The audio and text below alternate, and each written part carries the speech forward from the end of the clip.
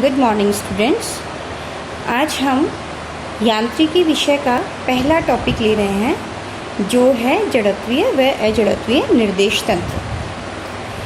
देखिए, सबसे पहले तो हम ये देखेंगे कि निर्देश तंत्र किसे कहते हैं। तो इसके लिए सबसे पहले अगर मैं बात करूं,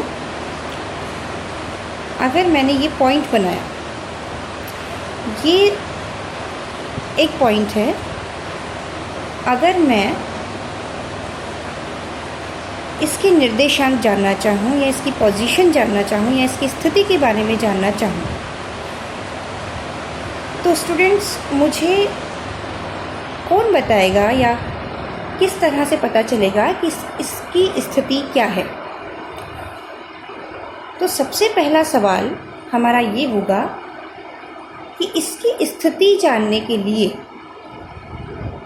मैं कौन सा रेफरेंस पॉइंट या कौन सी रेफरेंस पोजीशन लूँ जिससे कि इसकी स्थिति मुझे पता चल सके। जैसे कि अगर मैं कहूँ कि मुझे इस लाइन के इस बिंदु O से इसकी स्थिति देखनी है, तो मैं एक सरल रेखा इस पॉइंट तक खींचूंगी। जिस मान लीजिए ये पॉइंट P है, तो अब मुझे पता चलेगा कि इसकी दूरी यहाँ से कितनी है और इसकी डायरेक्शन या दिशा कौन सी है। ठीक है। अब जैसे सपोज़ कीजिए कि मैं ये रेफरेंस पॉइंट O बिंदु ना लेकर कोई दूसरा O प्राइम बिंदु लेती हूँ। सपोज़ कीजिए OP की डिस्टेंस 1 मीटर है, तो डेफिनेटली इस स्थिति को देखते हुए O प्राइम P की डिस्टेंस 1 मीटर से ज़्यादा होगी। Suppose it's 2 metre. तो देखिए, रेफरेंस पॉइंट चेंज होते ही बिंदु P की पोजीशन चेंज हो गई, दिशा चेंज हो गई, क्योंकि O प्राइम P की दिशा OP की दिशा के अपोजिट है। तो इस तरह से अगर मुझे किसी बिंदु या किसी पॉइंट की पोजीशन या स्थिति बतानी होती है, तो मुझे एक रेफरेंस पॉइंट या सापेक्ष बिंदु, जिसे हम निर्देश तंत्र कहते हैं, उसकी ज़रूरत होती है। तो निर्देश तंत्र क्या हुआ? वह निकाय या पिंड जिसके सापेक्ष कण की स्थिति को व्यक्त किया जाता है, उसे निर्देश तंत्र कहते हैं। तो देखिए, निर्देश तंत्र के क्या क्या प्रॉपर्टीज़ होनी चाहिए। एक ऐसा निर्देश तंत्र उसकी विशेषताएं क्या होंगी? पहली विशेषता तो ये होगी कि वो सर्वसामान्य रूप से सुलभ हो, मतलब कि अगर किसी भी प्रॉब्लम में जहां हम चाहें उसे हम फिक्स कर सकें। सेकंड, उसकी प्रॉपर्टी जो होगी वो होगी कि कणों की स्थितियों में परस्पर संबंध स्थापित किया जा सके। कि जैसे मान लीजिए ये मेरा एक निर्देश तंत्र है, जो कि सभी को पता है कि कार्टेशियन या कार्तीय निर्देशांक पद्धति सबसे सरल, सुलभ और बहुत ज़्यादा हमारे काम में आने वाली निर्देशांक पद्धति है। देखिए, इसमें O मूल बिंदु है। इसकी 3 एक्सिस होती हैं, X, Y और Z। तीनों एक्सिस जहाँ मिलती हैं उसे हम मूल बिंदु कहते हैं।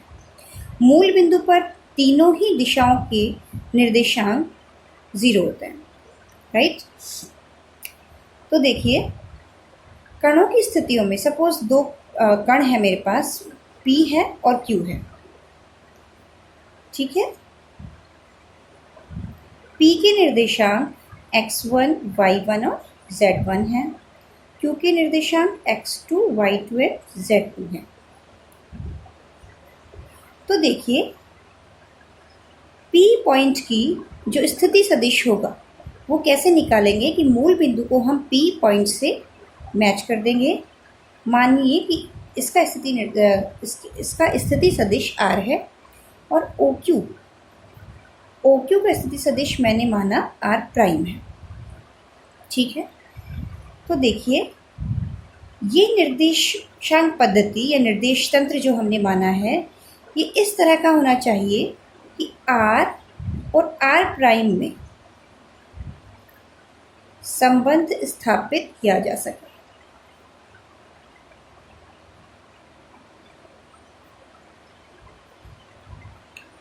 किया जा सके। आप बहुत अच्छे से जानते हैं, अगर हम इसकी डायरेक्शन को शो करें इस डायग्राम में, तो देखिए पी क्यू को हमने माना कैपिटल आर, स्थिति सदिश कैपिटल आर। तो त्रिभुज के सदिशियों के नियम से R plus capital R R prime होगा। दैट मीन आर, इसको कैसे भी लिख सकते हैं, ये अपने आप में एक संबंध आ गया, आर और आर प्राइम में एक रिलेशन को शो कर रहा है, इक्वेशन बना दी हमने। या फिर अगर मुझे आर प्राइम की वैल्यू पता है और आर की वैल्यू फाइंड आउट करनी है, तो आर प्राइम माइनस आर हो जाएगा। ठीक है, तो इस तरह से अगर एक पॉइंट का स्थिति सदिश मुझे पता है, स्थिति निर्देशांक मुझे पता है, तो मैं दूसरे बिंदु के या दूसरी कण की स्थिति के स्थिति सदिश या निर्देशांक इस निर्देश तंत्र में फाइंड आउट कर सकती हूँ, क्योंकि मेरे पास इक्वेशन आ गई, मेरे पास संबंध आ गए। ठीक है, अब देखिए विराम अवस्था क्या होती है।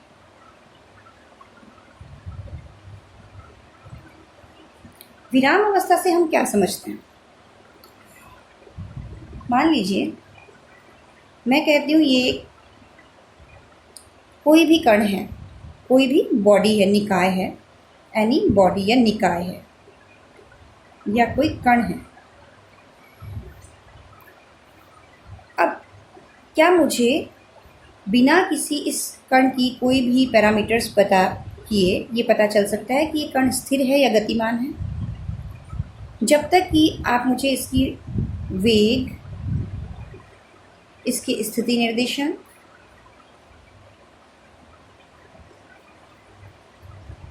विद टाइम,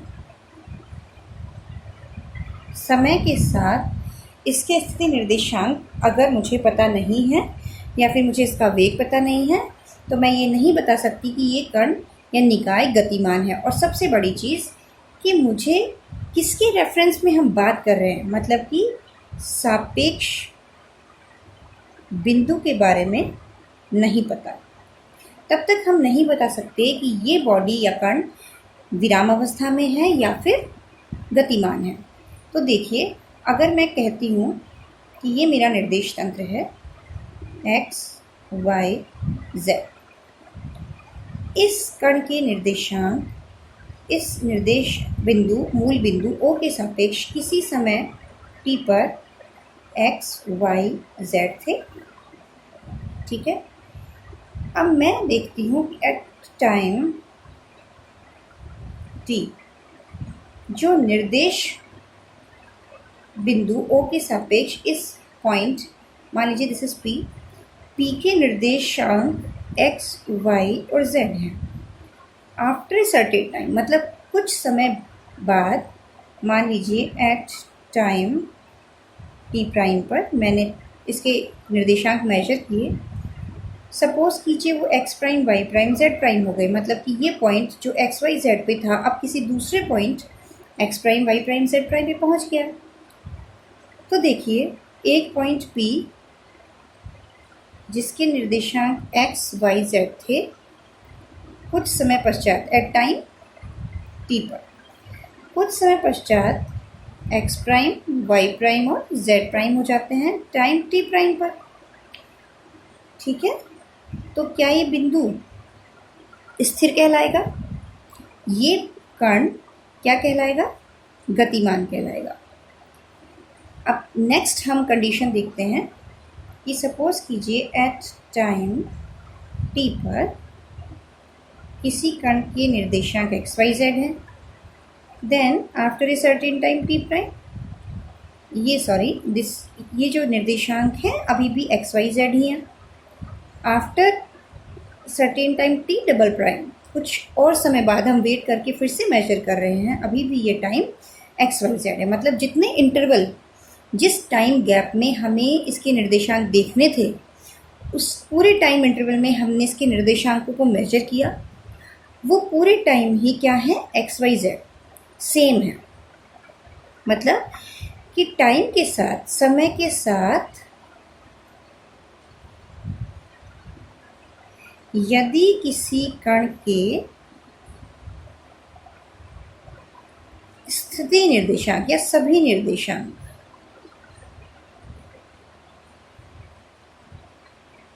अपरिवर्तित रहते हैं।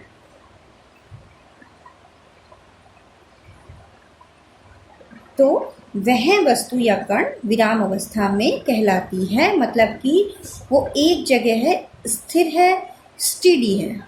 इसे हम क्या कहते हैं? Steady state. इसकी स्टेट चेंज नहीं हो रही है विद टाइम। तो टाइम के साथ, अगर टाइम बढ़ने के साथ साथ अगर किसी कण की या निकाय की स्टेट सेम रहती है, वो एक ही पोजीशन में रहता है, तो इसका मतलब वो स्टेडी स्टेट में है, स्थिर अवस्था में है या विराम अवस्था में है।